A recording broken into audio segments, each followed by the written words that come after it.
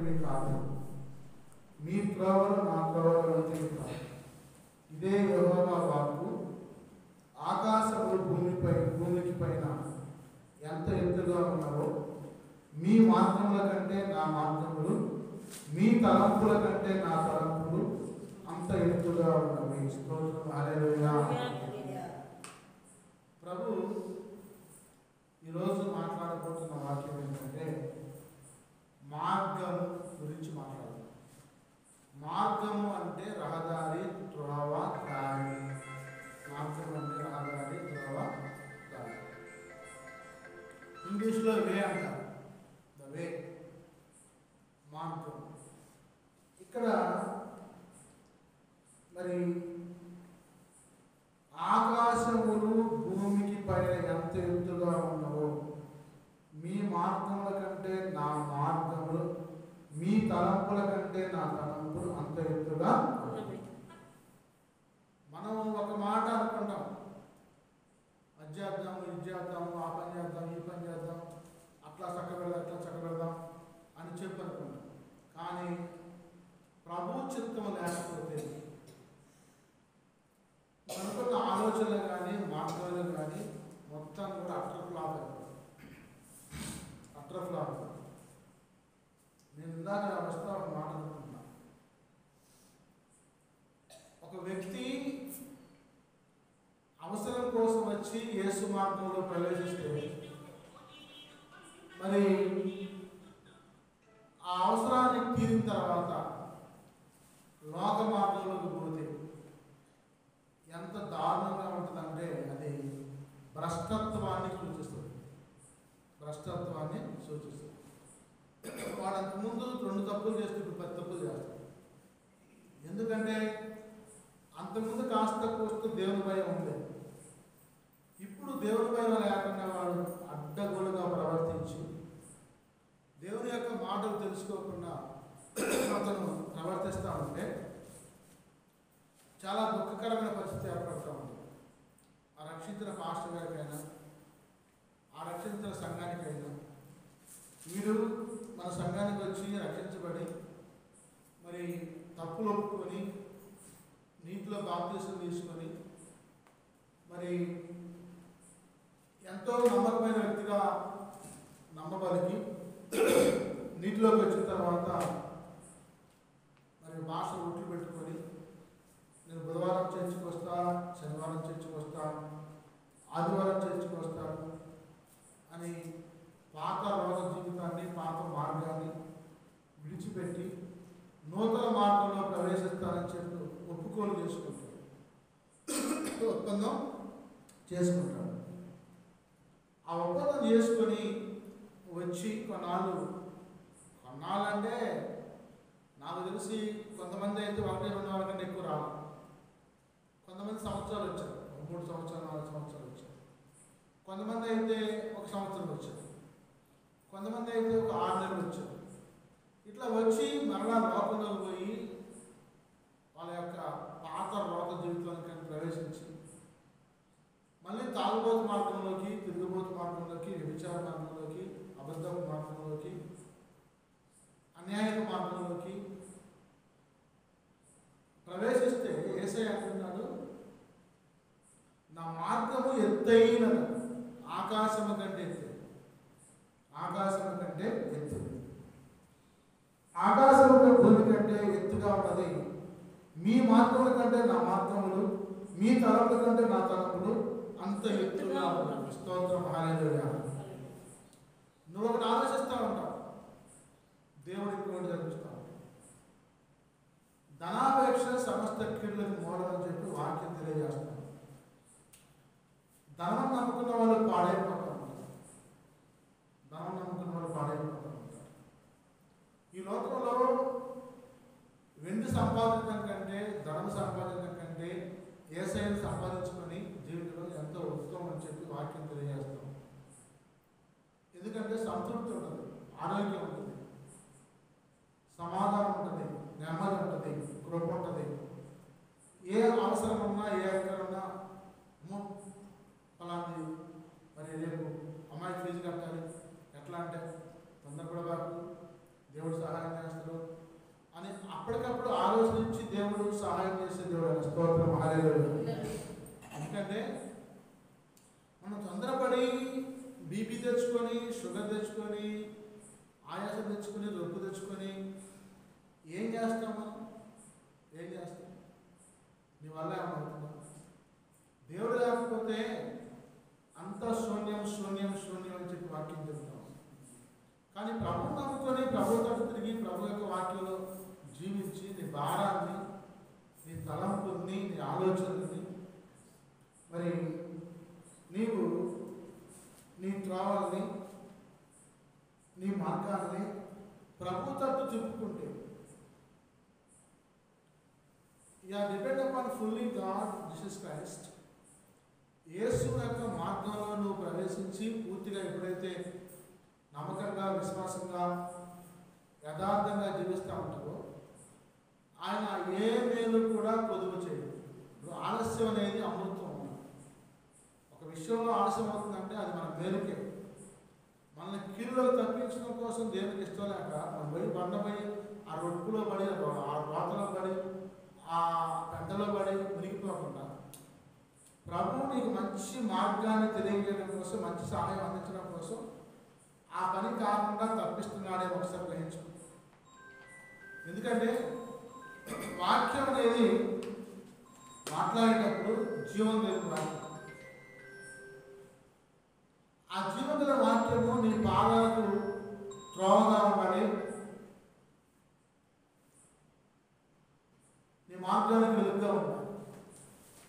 అంటే నీ వాక్యం నా పాదల దీపమైనది, నా త్రోవకు వెలుగైనది. త్రోవ అంటే దారి, మార్గం. త్రోవ అంటే దారి. అంటే యేసు యొక్క మార్గంలో ఆయన వాక్యం ఉన్న వాళ్ళకి నీ వాక్యం నా పాదములకు దీపం. అంటే ఒక దీపం ఎలాగైతే చీకట్లో మనం వెళ్ళేటప్పుడు దారి చూపిస్తూ ఉంటారో, వాక్యం కూడా అటువంటి సహాయం చేయడం కోసం నీకు సిద్ధంగా ఉంటుంది. వాక్యం అంటే యేసయ్య. వాక్యం అంటే యేసయ్య. నీ త్రోవకు వెలుగు. త్రోవ అంటే రహదారి, మార్గము. వెలుగంటే యేసు. అంటే ఎప్పుడైతే నీవు వాక్యాన్ని ఎత్తి పట్టి ప్రార్థన చేస్తూ ఉంటావు. ఇందాక నాకు ఒక డైరెక్టర్ గారు ఫోన్ చేసి నాకు పలానా డబ్బులు ఇవ్వాలయ్యా, కాస్త అడిగి పెట్టని చెప్పాను. సరే అడిగి పెడతాలే అని చెప్పి నేను 2వ తారీఖు ప్రస్తావన చేసి అడిగితే ఆయన అన్నాడు 10వ తారీఖు ఇస్తాలే అని చెప్పాను. 10వ తారీఖు పోయింది, 15వ తారీఖు వచ్చింది. నేనున్నాక 10వ 15 కాయం చేసుకో, సరే 5 రోజులు ఎక్స్ట్రా తీసుకొని చెప్పాను. ఆయన అంటాడు, నేను వాటి కోసం ట్రై చేయలేదండి, ఎట్లా తెచ్చిచ్చేది నేను అన్నాను. నాకు తెలియదు అయ్యా, నువ్వు ఇవ్వాల్సిన చెప్తే మాట నేను ఆయన నువ్వు మాట్లాడుతూ సమాధానం చెప్పాను. స్తోత్రం, హల్లెలూయా. ఆయన అంటాడు, ఇచ్చిన ఆయన ఏం చేద్దాం చెప్పు, పంచాయతీ పెడదామా, స్టేషన్లో పెడదామా, మరి ఎమ్మెల్యే గారికి చెబుతామా అని ఆయన. నేనన్నాగా మనకు ప్రభువులకు ప్రభు, తండ్రులకు తండ్రి, జీవాధిపతి అని యేసు ప్రభు ఉన్నప్పుడు ఈ లోకపరమైన పెద్దల కాడికి వెళ్ళి నువ్వు పంచాయతీ పెడితే తేలుతుందా అన్నాను. నిజమే అన్న, నిజమే. మరి నువ్వు ఇచ్చిన ధనం యథార్థమైన ధనం అయితే, తీసుకున్నవాడు యథార్థవాది అయితే, నువ్వు ఉపవాసం ఉండి కన్నీరు కాచి మోకాలు వేసి ప్రార్థన చేయి, దేవుడు వాడిని గద్దించి తీసుకొచ్చి నీకు అప్పగిస్తాడు. అంతేగాని మనం వాళ్ళ కాడికి పంచాయతీ తీసుకున్నంత అవసరం ఉండదంటారు. నేను ఒక ఆమ్లెట్ ఫ్రూట్స్ కొన్నాను, 2 ఫ్రూట్స్ కొన్నాను. ఒక ఫ్రూట్ 10 రూపాయలు, యాపిల్ ఫ్రూట్ తీసుకొచ్చి ఇంట్లో పెట్టి చూసుకోండి. ఇక్కడ ఇక్కడ చేపలు పడితే వాళ్ళు తీసుకొచ్చి ఇంట్లో పెట్టారు. ఈ లోపల అమ్మగారు చూసి ఈ పండు కుళ్ళిపోయింది కదన్నా, కుళ్ళిపోయిందంటే సరే తీసుకుని ఆపిద్దాలే మార్చుద్దులే అని చెప్పాను. తీసుకుపోయి 2 పండ్లు తీసుకొని రుచి పండ్లు 2 పండు కుళ్ళిపోయి తీసుకుని అక్కడ చెత్తపొట్లో పడేసింది. ఒక పండు నాకు ఆడింది, ఇంకో పండు ఏమైనా అడుగుతుంటే నేమన్నా, ఎందుకు ఇవ్వమంటే లోపల నేను చూశాను అని చెప్పాను. సరే ఇవ్వకపోతే నువ్వు నేనేం మాట్లాడను, నీకు నువ్వే సమాధానం చెప్తుంటావే అని చెప్పి నిలకుండా వచ్చాను. అదే నేను రోడ్డు మీద గట్టిగా లాగి మరి వృద్ధి చేస్తే లోకస్తులకి మనకు తేడా ₹10 కోసం చూసుకుంటున్నాం మనం. ఆయన అందిస్తాడు 10 రెట్లు ఇస్తాడు, ₹250 ఇచ్చాడు దేవుడు. 250 చూడాలి కానీ ₹5 ₹10 పెడితే చూడకూడదు. అవి అంతా దేవుని దృష్టిలో ఆ అబద్ధం ఆడింది, ఇవ్వనన్నది ఇవ్వనన్నా కానీ మన సమాధానంగానే ఉండాలి. కోపంగా నెమ్మదిగా మాట్లాడే, కోపంగా మాట్లాడే తగాదాలు గొడవ చేసుకుంటే మన మనస్సాక్షి పడదు. మన మనస్సాక్షిని మనం పాడు చేసుకోకుండా ఆ పాస్టర్ గారితో కూడా అదే మాట చెప్తే సరేనా నేను ఇప్పుడు ప్రార్థన అంతా మీరు ప్రార్థన పెట్టండి ఐశ్వర్యం స్తోత్రం అలాగే. ఎందుకంటే ప్రభు మార్గాలు మన మార్గాలు వంటివి కాదు. ఎత్తైన మార్గాలు, లోతైన మార్గాలు. ఎత్తైన మార్గం అంటే ఎక్కలేనంత కొండకని ఎక్కించి నడిపించేవాడు స్తోత్రం హల్లెలూయా. ఎక్కలేనంత కొండ. ఎత్తైన మార్గం చూడాలి, ఆయన మార్గం చిన్నది మార్గం చూడాలి, సరళ మార్గం చూడాలి, న్యాయ మార్గం చూడాలి, పరిశుద్ధ మార్గం చూడాలి, రాజమార్గం చూడాలి, శివ మార్గం చూడాలి, శ్రేష్ఠ మార్గం చూడాలి, నీతి మార్గం వైపు చూడాలి. అంటే ప్రభు మాట్లాడుతున్నాడు. యోహాను సువార్త 14వ అధ్యాయము 6వ వచనం అంటాడు. యోహాను సువార్త 14వ అధ్యాయము 6వ వచనం తీయండి. యోహాను సువార్త 14వ అధ్యాయము 6వ వచనం. యేసు నేనే మార్గమును సత్యమును జీవమును నా ద్వారానే తప్ప ఎవడును తండ్రి యొద్దకు రాడు. స్తోత్రం హల్లెలూయా. ఇక్కడ ప్రభు వాక్యం ద్వారా మాట్లాడుతూ ఉన్నాడు యేసు ప్రభు వారు. నేనే మార్గమును సత్యమును జీవమును, నా ద్వారానే తప్ప ఎవరును తండ్రి యొద్దకు రాడు. అంటే ఇక్కడ యేసు ప్రభు ఏమన్నా రోడ్డా, లేకపోతే సిమెంట్ రోడ్డా, తాడు రోడ్డా, డొంక రోడ్డా, మట్టి రోడ్డా, గులకల రోడ్డా, ఇసుక రోడ్డా? మరి ఆయన మార్గం అంటున్నాడు ఏంటి? ఆయన తండ్రి గారి యెహోవా దగ్గరికి రావాలంటే నేను మార్గంగా ఉన్నా, దారిగా ఉన్నా, త్రోవగా ఉన్నా, రహదారిగా ఉన్నా అని చెప్తాడేంటి అంటే, కొన్ని సందర్భాల్లో యేసు ప్రభువుని నువ్వు సొంత రక్షకుడిగా అంగీకరిస్తే ఆయన పాపాలు మొత్తం విమోచించి ఆయన శరీరం భరించడం కోసం, రక్తం సేకరణ కోసం అర్హత సాధిస్తే మనందరం మందిరంలో ఉన్నామనుకోండి, ప్రార్థన చేస్తూనే ఉంటాం.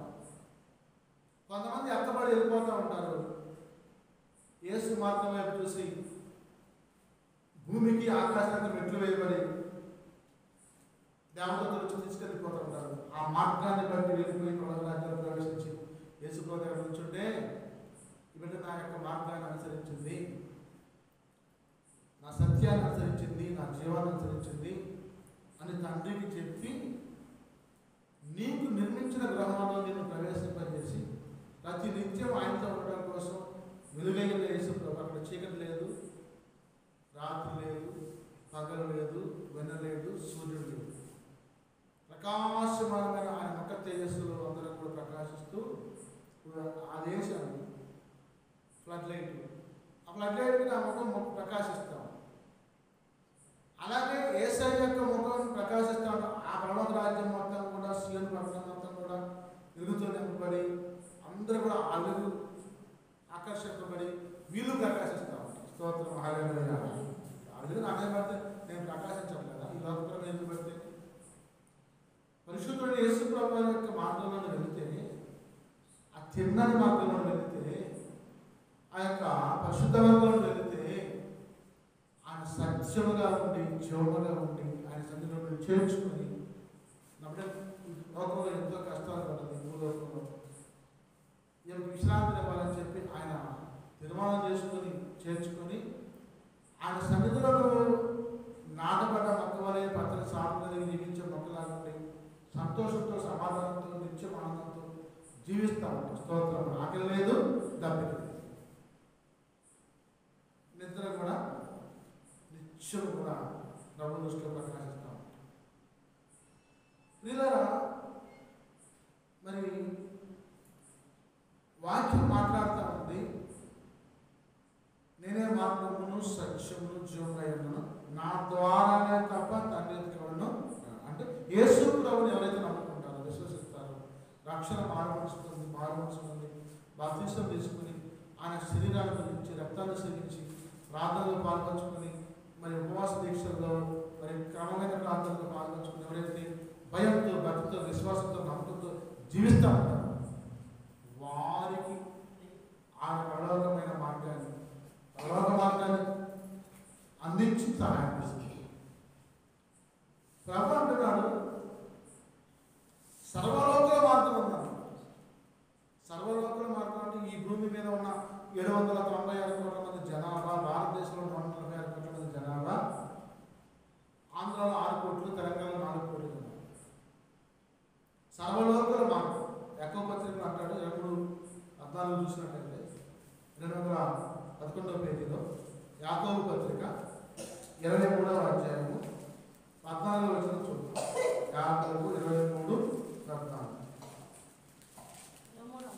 సారీ, 2 బంధాలు.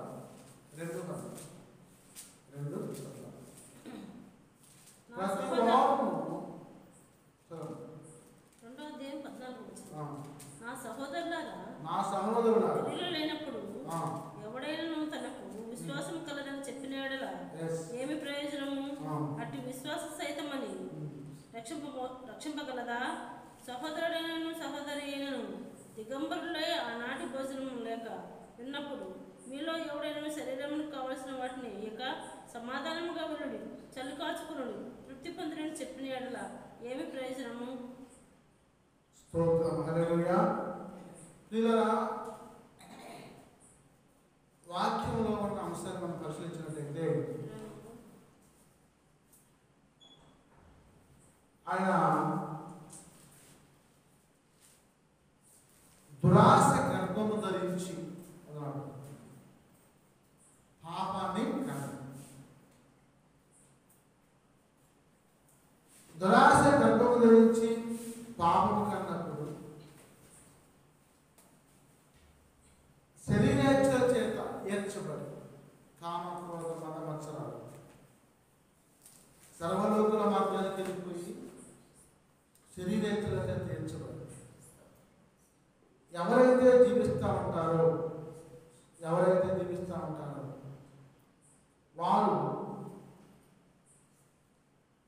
ప్రభు యొక్క మార్గంలో ప్రవేశించాలంటే 1:14 అంటారు, ప్రతివాడు తన స్వకీయమైన దురాశ చేత ఎడవబడి మరుడు కోల్పబడిన వాడై శోధింపబడును. ప్రతివాడు ఈ లోకంలో సర్వలోకుల మార్గం అంటే యాకోబు పత్రిక 1వ అధ్యాయం 14వ వచనం అన్నాడు, ప్రతివాడు తన స్వకీయమైన దురాశ చేత ఎడవబడి మరుడు కోల్పబడిన వాడై శోధింపబడు. అంటే అర్థం ఏంటంటే ఈ లోకంలో ఉన్న ప్రతి వాడు ఏదో ఒక దురాశ ఉంటుందండి. స్వకీయమైన దురాశ. త్రాగుబోతుడు దురాశ, బీడి తాగుడు బీడి దురాశ, మందు తాగుడు మందు దురాశ, ధనాపేక్ష ధనాపేక్ష దురాశ, బట్టలు దగ్గర బట్టల దురాశ. అంటే స్వకీయమైన దురాశ కలిగి ఎడవబడి కోల్పోబడిన వాడే శోధింపబడు. ఏ కోల్పోతాడు? తాగుబోతుడు మనశ్శాంతి కోల్పోతాడు, ధనం కోల్పోతాడు, ఆరోగ్యం కోల్పోతాడు.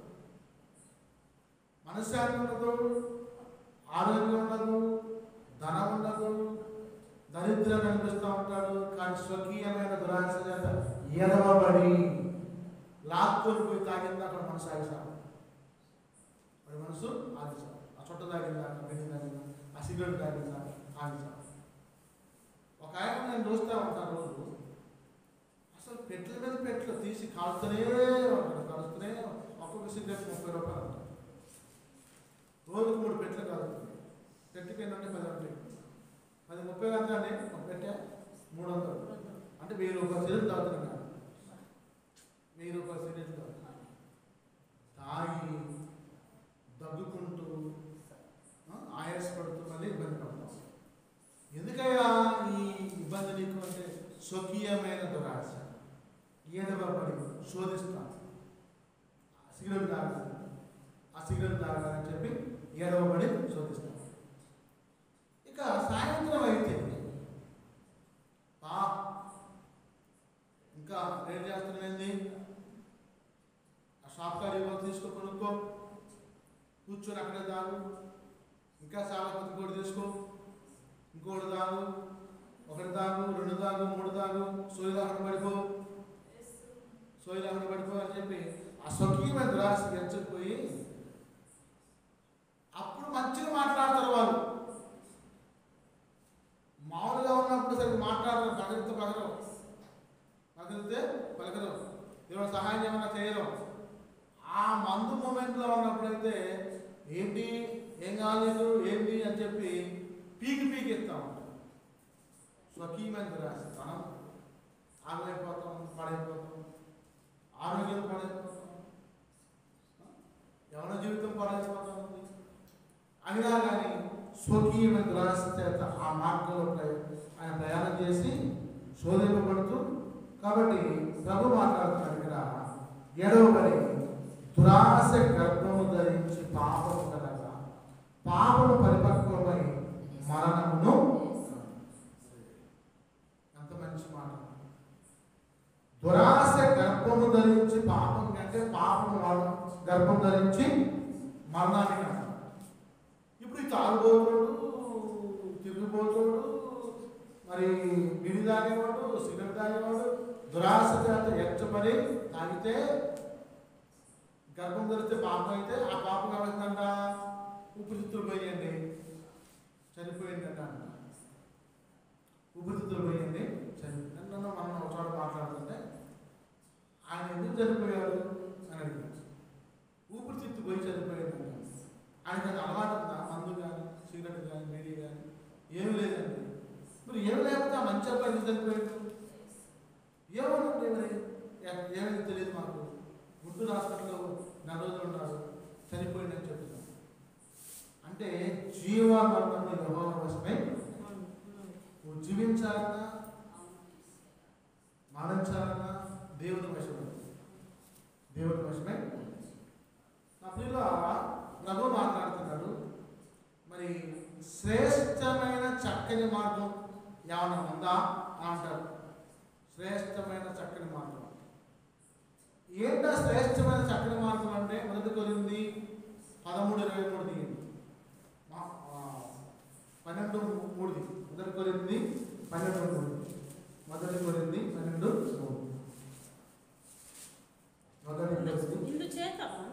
ఇందుచేత దేవుని ఆత్మ వలన మాట్లాడువాడెవడును యేసు శాపగ్రస్తుడని చెప్పడనియు పరిశుద్ధాత్మ వలన తప్ప ఎవడును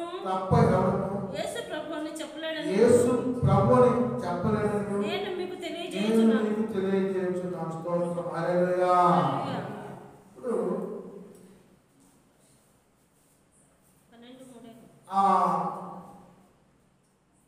పౌలు గారు అంటున్నారు కొరింథీ సంఘానికి రాస్తూ,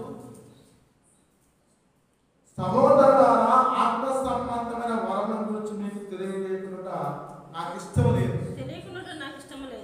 తెలియకుండా నాకు ఇష్టము ఇక్కడ ఓ నా సహోదరులారా, ఆత్మ సంబంధమైన వరముల గురించి మీకు తెలియకుండా నాకు ఇష్టము లేదు. అంటే అర్థమైంది కదా? తెలియకుండా అంటే మరణంగా ఉండడం నాకు ఇష్టం లేదు.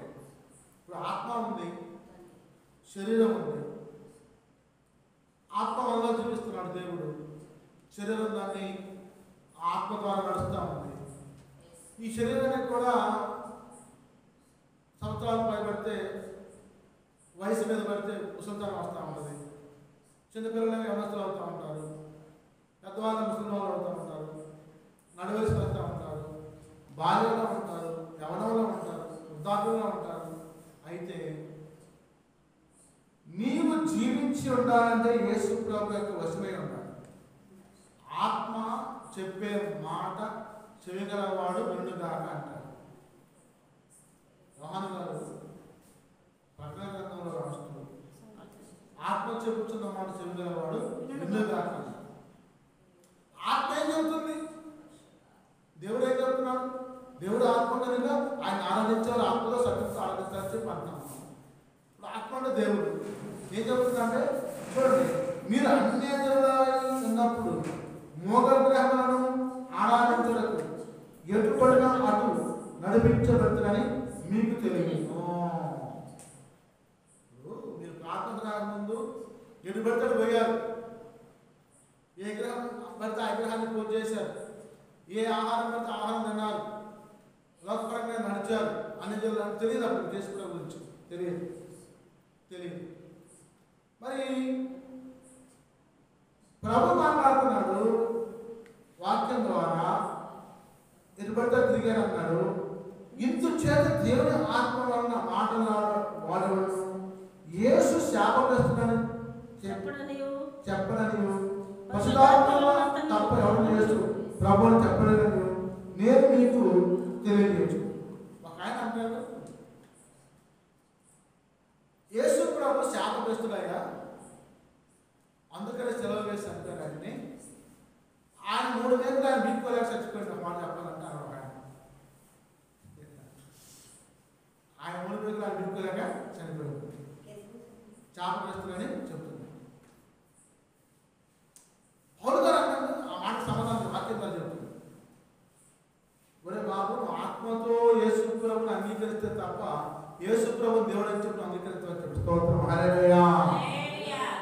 లోకపరంగా యేసు ప్రభు దేవుడు అని చెప్పి నోడుతా అంటే అది తెలియదు, ఆ రుచి తెలియదు, ఆ రుచి నీకు తెలియదు. కాబట్టి పరిశుద్ధాత్మ తప్ప ఎవరిని యేసు ప్రభు అని చెప్పలేదని నేను మీకు తెలియజేస్తాను. యేసు పరిశుద్ధాత్మ దేవుడు అయి ఉన్నాడు.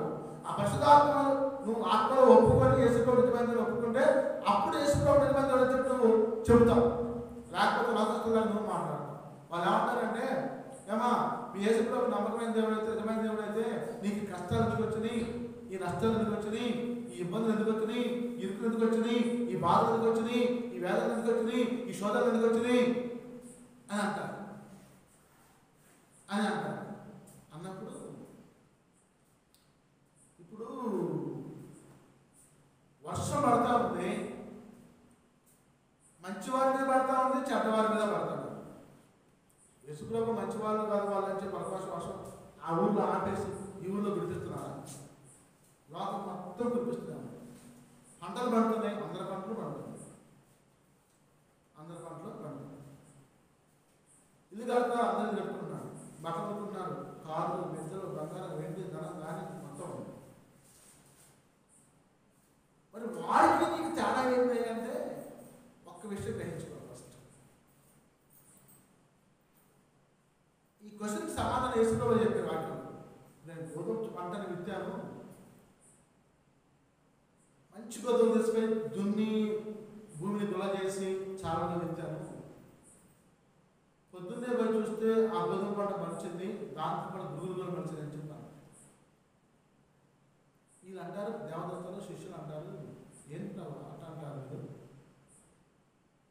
ఈ గురుగులు ఎక్కడి నుంచి వచ్చింది, మన చేరు మనం దున్ని శుభ్రం చేసి అంత ఎక్కడేసి కలుపు మొక్కలు ఏమైనా చేసాం కదా.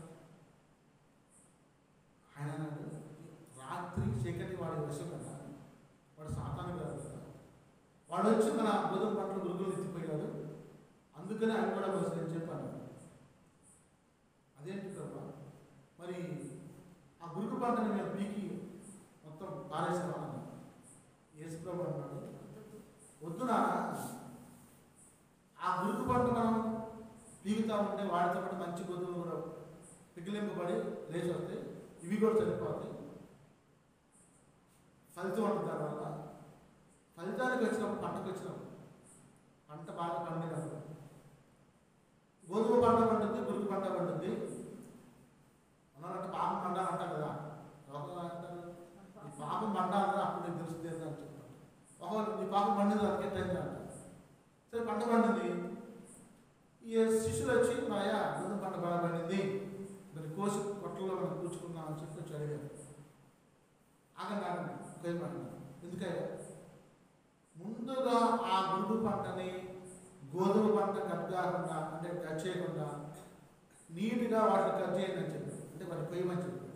వీళ్ళు చేరు మొత్తం కూడా తిరిగి ఏదేది మన వరిచేలో పోయి ఎంతమంది దుబ్బులు ముందు పోసి ఒడ్డు పడేసి తగలబెట్టేస్తామో వాళ్ళు కూడా ఆ వంద దుబ్బులు మొత్తం కూడా ఆ గోధుమ పంట మొత్తం ముందుగా ఆ యొక్క గోధుమ పంట బాగా నీట్గా కోసి తీసుకొచ్చి ఒడ్డు పడేసి అంత కుప్ప అయింది. కుప్ప అయితే ఆ కుప్ప నాకు పడేస్తే మనకి పెద్ద లాస్ ఏం లేదు అనుకోండి. తర్వాత ఆ కుప్ప ఏమైంది, వర్షం పెడితే మళ్ళా మనిషి మళ్ళీ కూడా పంట నాశనం చేస్తాం. ఆయన అన్నాడుగా ఇది తగలబెట్టమని, స్తోత్రం హల్లెలూయా, దీన్ని తగలబెట్టేమని. ఇక ఆ పంటతో పాటు ఇత్తనాలు తగలబెడిపోతేగా గోధుమ అయిపోతాయి, ఇక రావు. అప్పుడు శిష్యులు పోయి ఆ గోధుమ పంట మొత్తం కోసుకొచ్చేసి కళ్ళబెట్టి గూడేసి కళ్ళ వేసి దులిపి తుర్పాల పోసి బస్తాల్లోకి తీసుకొచ్చి కొట్టులో దాచిపెట్టారు. స్తోత్రం హల్లెలూయా. అంటే పచ్చని సారము కలిగి నీ సంసారము వారి సంసారము రెండు సమానంగానే అభివృద్ధి చెందుతా ఉంటాయి, ఫలిస్తా ఉంటాయి. కానీ నువ్వు యేసు ప్రభువుని సంతోషంగా అంగీకరించి ఆయన నమ్ముకున్నావు కాబట్టి ఈ పాపాలు మొత్తం దేవుడు క్షమించి తక్కువ అంటే మరణించినప్పుడు ఆ గోధుమ గింజ మరణించి ఎలాగైతే పంటగా మార్చబడి కొట్టలోకి వచ్చబడదు, నీవు కూడా యేసు ప్రభు సన్నిధికి చేర్చబడి ఆయనకు అప్పగించబడతావు. స్తోత్రం హల్లెలూయా. ఆయన నుంచి గ్రహాల్లో చేరు. మళ్ళా నాడు విత్తనం చావకపోతే ఎట్లా ఫలిస్తుంది అన్నాడు. ఒక విత్తనం ఉంది, గోధుమ విత్తనం, అది చావకపోతే అంటే పంట పండి కూర్చుకోకపోతే ఎలా ఫలిస్తుంది అన్నాడు. ఇదేంటి ప్రభా ఇంత అర్థంగా మాట్లాడుతున్నానంటే, అవునా ఈ భూమి మీద నేను వచ్చావు, పెళ్లి చేసుకున్నాను, పెళ్లి చేసుకొని ఒక 4 పిల్లలు కన్నా, 2 అమ్మాయిలు 2 అబ్బాయిలు చనిపోయాను. నీ గోధుమ మీద చనిపోయాను. చనిపోయినప్పుడు నీ ఇత్తనం ఏమైంది, 4 విత్తనాలు అయింది. 4 విత్తనాలు అయింది అంటే 2 కుమారులు 2 కుమారులు. నీ పంట జీవాన్ని నీ పిల్లల్లో పెట్టి నీవు మానేస్తున్నావు అంటే నీ సంతానం అభివృద్ధి చెందుతావు. నీ సంతానం అభివృద్ధి చెందుతావు. 120 కీర్తనలు అంటారు మాట, 120 కీర్తనలు అంటారు, తీర్పరుస్తాను సమాధానం చెప్తాను. 120 కీర్తనలో ప్రభు 120 అంటాడు, చూడండి, నీ లోకెట నీ భార్య ఫలించే ద్రాక్ష వలె ఉంటుంది, నీ భోజనం పనుల చుట్టూ నీ పిల్లలు ఒలివ మొక్కల వలె ఉంటుంది. స్తోత్రం హల్లెలూయా. అంటే భార్య భర్తలంట ఫలించే ద్రాక్ష వలెలాగా ఉండి ప్రభువుని పెనేసుకొని అత్తుకొని పాదుగా మారిపోయి గుత్తులు కాస్తా ఉంటే అంటే సంతానం పుట్టి అభివృద్ధి అంటే ఈ నదులు ఎక్కువ హరవని కానీ 16 మంది 16 32 అవ్వాలి అట్లా కోట్లలో సంతానం వచ్చేది. స్తోత్రం హల్లెలూయా. ఫలించే ద్రాక్ష మరి ఇప్పుడు నీ ఇత్తనం చనిపోయి తిరిగి మొలిసిందా లేదా? మొలిసింది. అంతవరకు నా వాక్యం మీతో మాట్లాడుతూ ఉంది. గోధుమ గింజను తీసుకెళ్ళిపోయి చల్లితే అది మొక్కగా మలిసి ఇంత దుబ్బయి 20 కంకులు 30 కంకులు వేసి కాసి అభివృద్ధి చెందుతుంది. నీవు కూడా నీ పిల్లలకి అంటం ద్వారా వాళ్ళు పెద్దలు చేస్తే వాళ్ళు అభివృద్ధి కానీ గోధుమ గింజ అభివృద్ధి చెందుతుంది. స్తోత్రం హల్లెలూయా. నువ్వు ఒక వరికి చేస్తే అది దుమ్ము కట్టి 30 కంకులు రాస్తుంది. నువ్వు కూడా నీ కుదురుడు నీ వంశం అలా అభివృద్ధి చెందుతూ భూమిని నింపుతా ఉంటావు. స్తోత్రం హల్లెలూయా. అంటే ఒక మొక్క మొక్క చనిపోయి ఇతరులు చనిపోయి మళ్ళా విత్తులు అప్పుడు ఎలాగైతే మొలుస్తా ఉందో నీ సంతానం కూడా వాహబంధం ద్వారా పరిశుద్ధ బంధం ద్వారా ఫలిస్తూ మొలుస్తూ వస్తాం. స్తోత్రం హల్లెలూయా. కాబట్టి ప్రభు మార్గాన్ని తెలుసుకోండి. శ్రేష్టమైన చక్కని మార్గంలో ప్రయాణించాలి. శ్రేష్టమైన చక్కని మార్గం. శ్రేష్టమైన అంటే ఏంటి? శ్రేష్టమైన పాలు పోయాలని నాకు అన్నాను. అంటే పిన్నడి పాలు పిండి తీసుకొచ్చిపోయాడు. ఒక 10 రూపాయలు ఎక్స్ట్రా తీసుకున్నాడు. పిన్నడి పాలు పిండి తీసుకొచ్చిపోయాడు. అప్పుడు ఆ పాలలో వేడి వస్తుంది, అన్నం కలిగిస్తే నెయ్యి వస్తుంది, నెయ్యి కలిగిస్తే ఆహారంలో బిగించవచ్చు. అంటే శ్రేష్టమైన చక్కని మాట. ఈ అమ్మాయి చూడ చక్కగా ఉందో అంట. అంటే ఈ అమ్మాయి కూడా చూడ చక్కగా ఉందని చెప్పి అంటామంట. శ్రీగారు మనం మొదటి సమూయేలు గ్రంథము 13:23 చూసినట్టయితే మొదటి సమూయేలు 13:23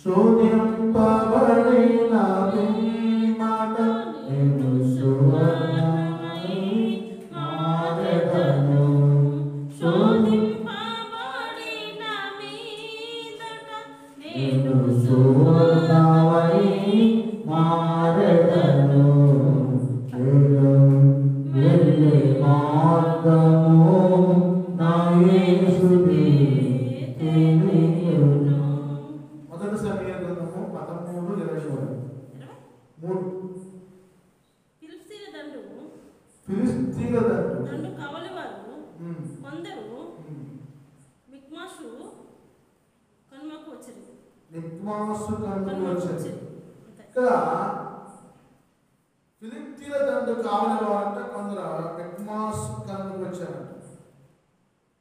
అంటే మార్గం లేక, చక్కటి మార్గం లేక త్రోవ తప్పిన వారై సంచరిస్తున్నారు. అంటే యేసు ప్రభు వారు మార్గాల్ని తారుమారు చేసేవారు. శత్రువులకి మార్గాలు తారుమారు చేసి పరిశుద్ధులకి చక్కటి మార్గాన్ని అందించారు. అంటే ఈ వాక్యాన్ని బట్టి ప్రభు మార్గం అనేది నీతి మార్గంగా ఉండాలి. నీతి మార్గంగా ఉండాలి. ఏంటా నీతి మార్గం అంటే కీర్తన 23:3 చూసినట్టు, కీర్తన 23:3 చూసినట్టు ఆయన చక్కని మార్గాన్ని సేవలకు అందించాడు. శత్రువులకేమో వంకర మార్గాన్ని ఇచ్చాడు. ఆయన పని చేయకపోతే ఎక్కడ వస్తాయంటే 23:3 నా ప్రాణమునకు ఆయన సేవ తీర్చుచున్నాడు, తన నామమును బట్టి నీతి మార్గంలో నన్ను నడిపించుచున్నాడు. యెహోవా నా కాపరి, నాకు లేమి కలుగుతుంది, పచ్చని గల చోట్ల నన్ను పరుండలు చేయుచున్నాడు, శాంతి కర్మ నన్ను నడిపిస్తున్నాడు. అంటే ఆయన కాపరిగా ఉండి కంచె వేస్తూ శాంతికరమైన మార్గంలో